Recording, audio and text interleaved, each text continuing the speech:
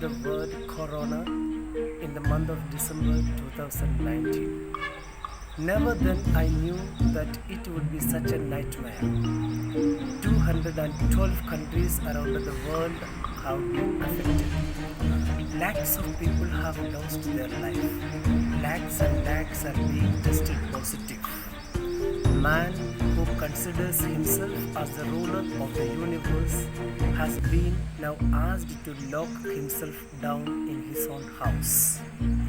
Institutions which have insisted on social mingling and social interaction are now advocating social distancing. People have learned to stay at home. People have learned to avoid unnecessary visit to relatives, friends, holy places, and even hospitals. Let it be an eye-opener. Let us turn to be good human beings.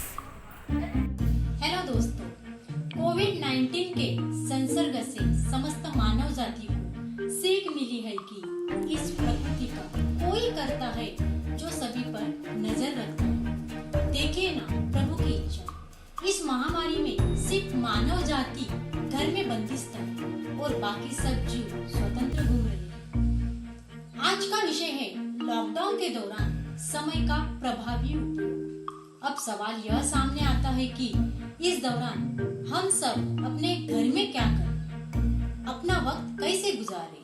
यह प्रश्न सभी के मन में है। इस विषय पर मैं मिसेस सीमा अपने विचार प्रकट करना चाहती हूँ। लॉकडाउन के दौरान हम सभी अपने परिवार के साथ हैं, इसलिए ज्यादा से ज्यादा समय अपने परिवार के साथ रहें। कुछ समूह कार्य तथा इंडोर गेम खेलें। हर व्यक्ति में कुछ कला छुपी होती है, जैसे गाने गाना, पेंटिंग, बागकाम तथा नृत्य आदि। इस लॉकडाउन के समय में इसका उपयोग करें। मैं एक टीचर हूँ। इस समय मैं अपना अध्ययन छात्रों के लिए कैसे परिणामकारक कर सकूं, इसके बारे में सोचती हूँ और उनको प्रभावशाली बनाने हेतु प्रयत्न कर रही हूँ। मैं सभी प्यारे छात्रों को कहना चाहती हूँ कि पढ़ाई के साथ साथ आप में जो एक कला छुपी है उसको उजागर करें। सुबह योगा, मेडिटेशन करें और हमेशा अपने चेहरे पर मुस्कुराहट बनाए रखें। चलते चलते दो पंक्तियाँ। अपनी आत्म की चिंतन में हरदम जागृत रहना है। ओहम सोहम श्वास से अपनी अंतर दृष्टि में रखना है। Be healthy, stay at home. धन्यवाद। COVID-19 pandemic has drastically shifted everyday lives already, with millions of changing their way they work to socialize and also gives life-saving information. It affects our lives in several ways. Economically, where most work is on hold. Physically, where we miss out our workout at different routine places. Mentally, as the lockdown has blocked all social gatherings.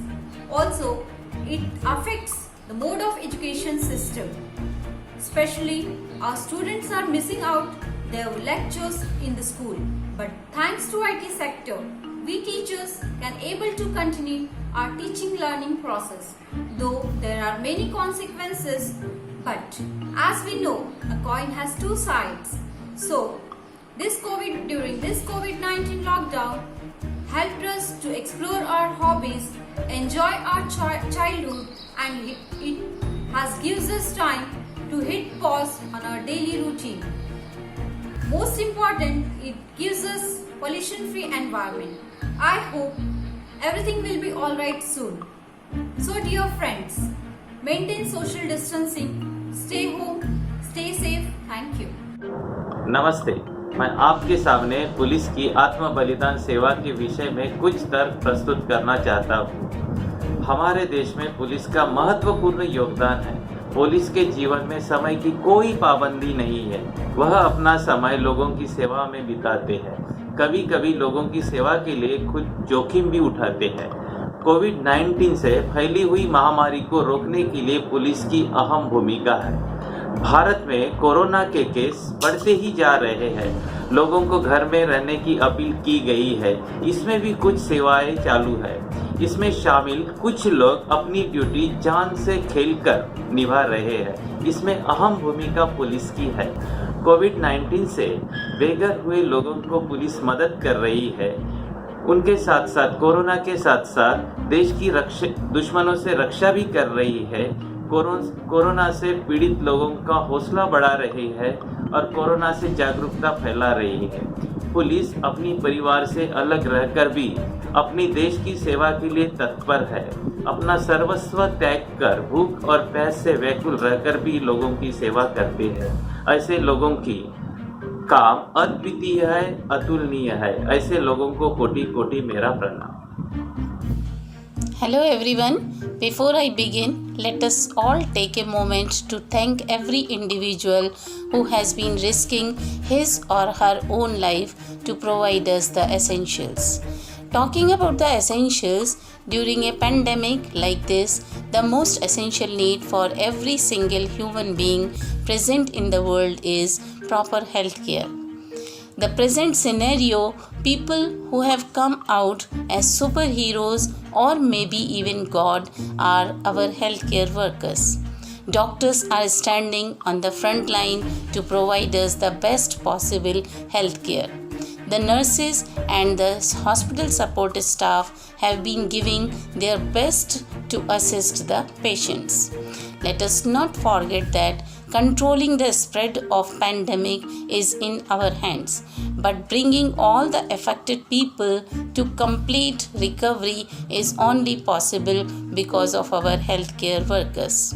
Together, let us hope that all their efforts give us positive results at the earliest and we move towards a healthier life filled with gratitude and warmth towards our healthcare workers.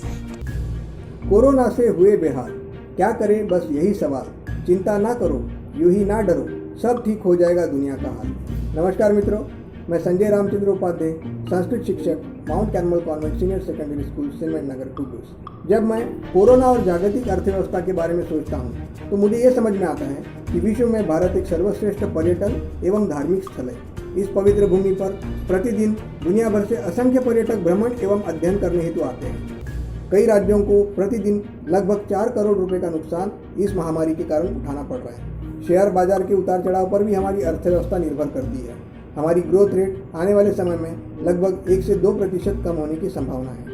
United Nations का कहना है कि इस corona के कारण अर्थव्यवस्था को $3 trillion का नुकसान हो सकता है। जैसा कि हम सब जानते हैं कि इस कोरोना महामारी की शुरुआत चीन के वुहान शहर से हुई है। 1987 से लेकर अभी तक इलेक्ट्रॉनिक्स, टेलीकम्युनिकेशन तथा मोटर व्हीकल के स्पेयर पार्ट्स, अन्य सामग्री विश्व को पहुंचाने हेतु जापान के साथ चीन का ही दबदबा है। आज से 15 दिन पहले जब मैं जापान के प्रधानमंत्री श्री शिंजो आबे का भाषण सुन रहा था तो उन्होंने कुछ बहुत महत्वपूर्ण मुद्दे इस भाषण में उठाए। उन्होंने चीन में जो इन्वेस्ट किया गया पैसा है तो सारे जापान के उद्योगपतियों से उन्होंने कहा कि वो सारा पैसा वे बाहर निकाल दें, क्योंकि चीन में कोरोना की जो आपत्ति है उसमें वहाँ पर बिजनेस करना अभी मुश्किल हो गया है। तो ये रकम का अगर अनुमान लगाएं तो ये करीबन $900 बिलियन के आसपास है। अगर चीन में इन्वेस्ट किया गया ये पैसा अगर जापान के व्यापारी निकाल लेते हैं तो उनके पास भारत के अलावा दूसरा सुरक्षित स्थान नहीं। जिस तरह कोरोना की महामारी पर आदरणीय प्रधानमंत्री नरेंद्र मोदी जी के नेतृत्व में भारत के डॉक्टर्स, नर्सेस तथा सभी कर्मचारी, पुलिस वर्ग, सेना के अधिकारी इन्होंने नियंत्रण हासिल किया है, वह पूरे विश्व में सराहनीय योग्य है।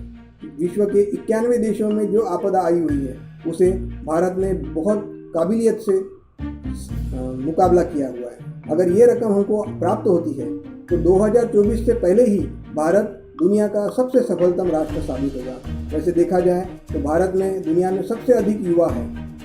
युवा राष्ट्र के रूप में भारत उभर रहा है। हमारे पास साइंस, स्किल, नॉलेज, शिक्षा तथा मेहनत करने वालों की कोई कमी नहीं है। इसलिए मेरे विचार में हम बहुत जल्द कोरोना पर विजय प्राप्त करके दुनिया में सबसे बेहतरीन मुकाम हासिल कर सकते हैं। तो हमारे अंदर जो नकारात्मकता है उसे छोड़ के हम सकारात्मकता से अगर आगे बढ़ेंगे तो आने वाले समय में हम विश्व गुरु कहलाएंगे। विश्व में है हमारा अलग ही स्थान, विश्व में है हमारा अलग ही स्थान, कोरोना को समाप्त करेगा मेरा देश महान। जय हिंद, जय भारत। धन्यवाद। Since last few months, we are all following social distancing due to COVID-19 pandemic. It is very essential also for everyone of us to be safe and keep the illness away. Due to this pandemic, people are forced to keep distance, stay home to be safe. During these days of distancing, some people are with their families, enjoying togetherness by playing indoor games, watching TV, making different recipes. Some people are living alone, and it is advisable for them to keep themselves busy by doing some exercises, physical exercises, meditating, and also they can cook something to keep themselves busy. Nowadays, I am also filled with lot of mixed emotions like fear and anxiety. Sometimes I feel very depressed thinking of my kids who are staying away from me. I'm always worried about their wellness, always advising them to take care about themselves, stay at home, and I always tell them to take some home remedies, and I want to hug them, touch them, and as soon as the God permits. I always pray to the God Almighty to heal the world and reunite the people to their loved ones soon. नमस्ते। Corona तो दुनिया में तेजी से फैल रहा है, यह बात हम सब जानते हैं।